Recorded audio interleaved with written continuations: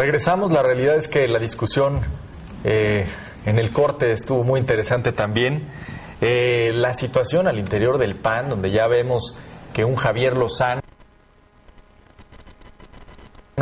que yo creo que a lo más que aspira es a ser coordinador de campaña de la aspiración o la candidatura de Ernesto Cordero, o su se le lanza a la yugular a Santiago Krill, indica bien por dónde están viendo en el gobierno federal que puede transitar el proceso interno del PAN. Es decir, no desestimemos que lo que hizo Felipe Calderón en el 2005-06, al arrebatarle a Vicente Fox la potestad de imponer o no un candidato, hoy lo esté reeditando en una paradoja de la política Santiago Krill como hijo desobediente. Y que seguramente por ahí caminará. Puede transitar por ahí. Hay un perfil competitivo como Josefina Vázquez Mota, pero también yo creo que hay que saber leer los tiempos en los que Josefina crece y los tiempos en los que Santiago Krill venía de una inercia de mucho tiempo ya en campaña. Entonces, no olvidemos que Acción Nacional tiene mecanismos de actuación muy distintos a los otros partidos. Es decir, ahí el peso de la militancia interna, ¿sí? de la militancia de a pie, como les gusta decir, tiene un peso muy significativo, y lo demostró cuando Felipe Calderón logra la candidatura a pesar de no ser el candidato entre comillas oficial. Me parece que es un escenario que no podemos desestimar y que esta semana ha sido definitiva, que el golpeador, el fajador del gobierno federal Javier Lozano haya salido a atacar a la yugular, se le haya lanzado a Krill, no es casual. Es la reacción de Los Pinos diciendo: el proceso se maneja de acuerdo a mis tiempos y no voy a aceptar que un aspirante como Santiago marque con su propia agenda los tiempos del partido.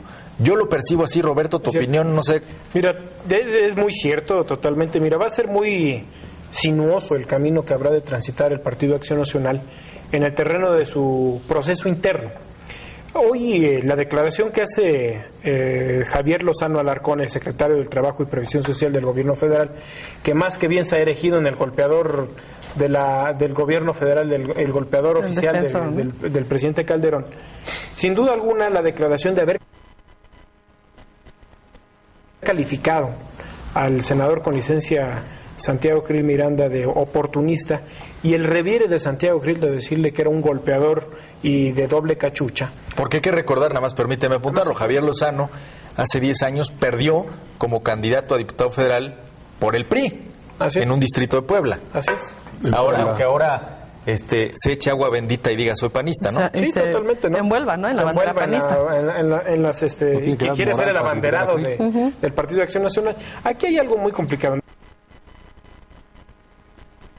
Mira, el escenario que hoy se percibe al interior del Partido de Acción Nacional, pues va a ser de mucha dinámica, de mucho golpeteo entre los propios aspirantes.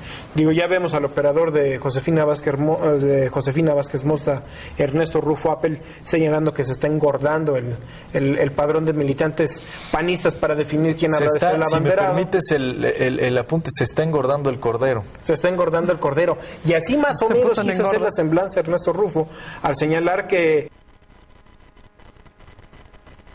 es muy lamentable que Ernesto Cordero se esté haciendo percibir como el candidato oficial, el abanderado oficial del Partido de Acción Nacional, y con la venia del presidente de la República.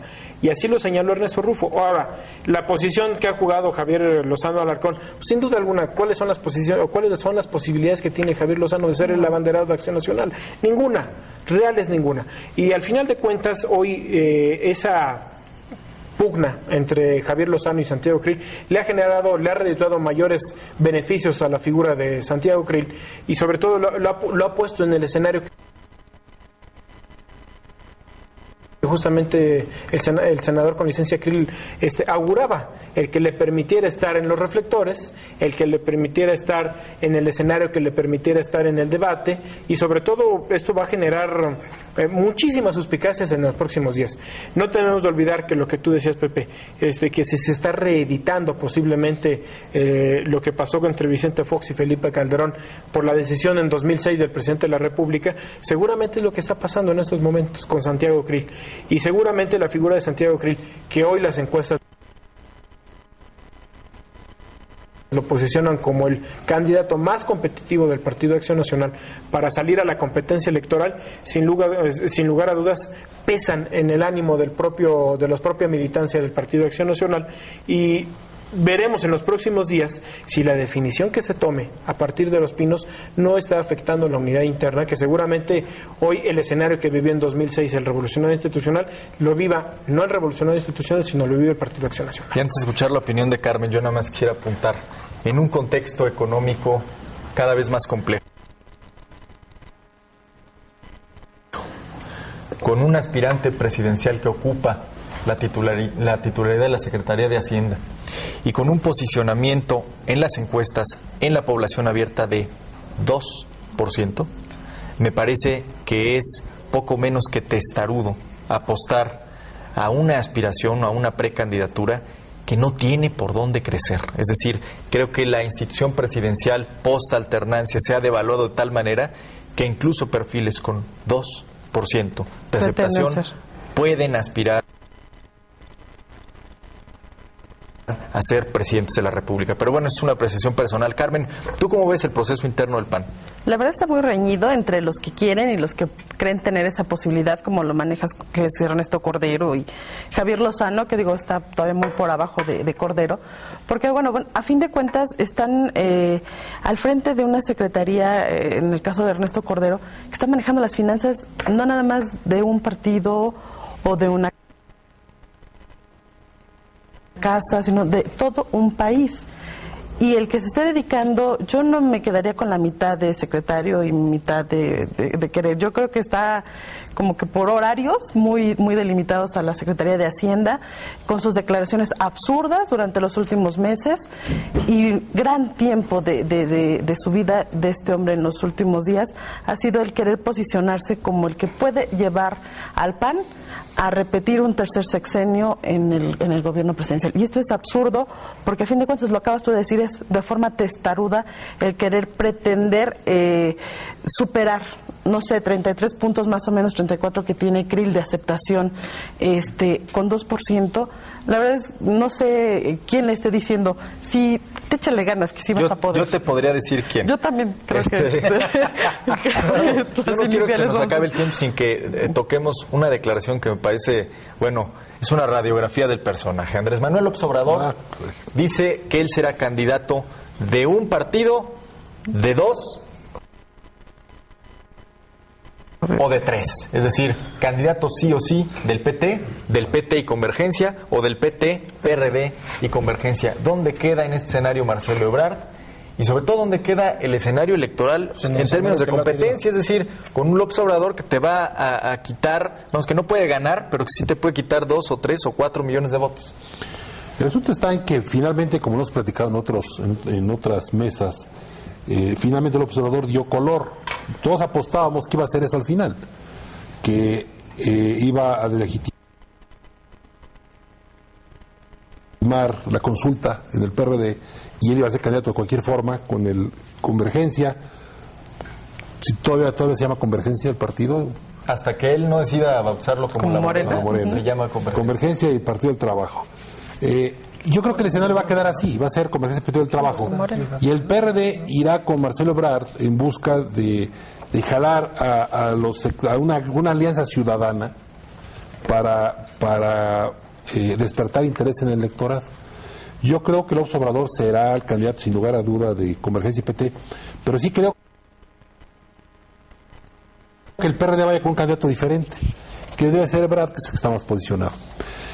Ayer explicaba Ebrard que él pretendía hacer una alianza con la ciudadanía en cuanto a la representación en el Congreso como en sus propuestas políticas, y que esto le iba a dar en ese espacio donde la gente no tiene partido, que es el voto indeciso, pues un gran remanente de votos.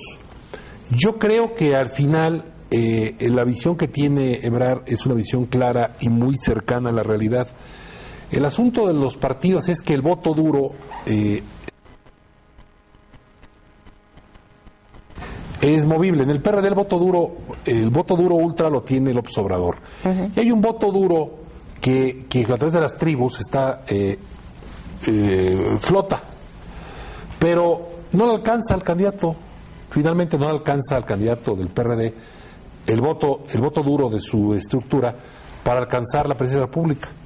Entonces necesita convencer a la ciudadanía y convencer a una serie de actores y de la sociedad para poder arribar al poder. Y la propuesta de Ebrard hace en ese sentido. Ebrard en el Distrito Federal se voy a pensar que ha hecho un trabajo extraordinario. Ha dado otra cantidad de golpes económicos a la economía de los capitalinos, ahora con el invento que hizo de la famosa renovación de tarjeta de circulación con un pago, lo de las infracciones para verificar y te aparecen 5 infracciones y el recurso en el que interpuedes tarda 6 meses y no puedes, pues, un caos porque eso genera otras infracciones. Eso está generando un ambiente muy negativo en esto federal a Ebrard. Pero en el interior del país se ve con cierta simpatía su participación. Yo creo que el escenario final va a ser López Obrador con el partido Morena, y porque creo yo que lo va a llegar a cambiar, PT, Ebrard con una alianza con algunos sectores socialdemócratas o de la ciudadanía, el PRI buscando en esos espacios también un amplio margen, y el PAN entre los dimes y diretes, entre los reproches en los panistas tradicionales con el presidente quiere imponer al sucesor. Y no olvidemos que el presidente Calderón tiene por ahí las cartas de la denostación y la judicialización del proceso. La tentación es alta, y yo creo que él apuesta a tener un candidato bajo y a base de golpes mediáticos bajar a los contingentes contrarios para poder llegar con una campaña negra. No le queda otro camino. Yo creo que hay mucha tentación por retener el poder con el costo que sea, y creo yo que la sociedad en general y los actores políticos todos deben estar unidos para impedir que ese sea el factor de decisión política, y que eso, en lugar de generar un avance, pues enturbie el proceso. Factor determinante. Ahora, en términos de lo que está diciendo Gerardo, me parece que Andrés Manuel, además de mandar al diablo a las instituciones, ya mandó al diablo a la izquierda, uh-huh, porque una izquierda dividida en el 2012 pues, va a ser una izquierda testimonial. ¿Ustedes cómo perciben la posibilidad de competencia, o si existiría incluso la posibilidad de competencia de una izquierda con Ebrard en el PRD y con López Obrador por PT y Convergencia? No es descabellado totalmente. Yo creo que el escenario que se prevé de que salgan 3 candidatos únicamente va a ser lo más factible. Seguramente el PRI habrá de hacer alianza a final de cuentas con Nueva Alianza y con el Partido Verde Ecologista. El PAN seguramente se irá por la libre, solo, y así se quedará sin lugar a dudas, porque así han construido su escenario. Digo, hoy tenemos que ver y advertir las declaraciones que Santiago Krill y el Bester Gordillo también se traen entre ellos mismos, de que hubo una reunión en San Diego, California, hace un año, y en donde se trataba de reconstruir las banderas de lucha del grupo San Ángel que comendaba el Bester Gordillo. En ese dime y directo va a ganar Santiago, ¿eh? Sin duda alguna, pierde mucho el Bester Gordillo sacando ese tema al aire libre. Y después, por el otro lado, seguramente veremos a las izquierdas unidas, PT, Convergencia, el PRD, encabezándolo nuevamente Andrés Manuel López Obrador. El tiempo, como siempre, implacable. Roberto, muchas gracias por estar en esta mesa. Gerardo, gracias. Muchas gracias, muy amables por la invitación. Como siempre. Carmen Larrieta, muchas gracias. Buenas noches. Y sobre todo, gracias a usted que nos acompañó un sábado más de Visto Bueno Televisión. Lo esperamos el próximo sábado en punto de las 9 de la noche. Muchas gracias.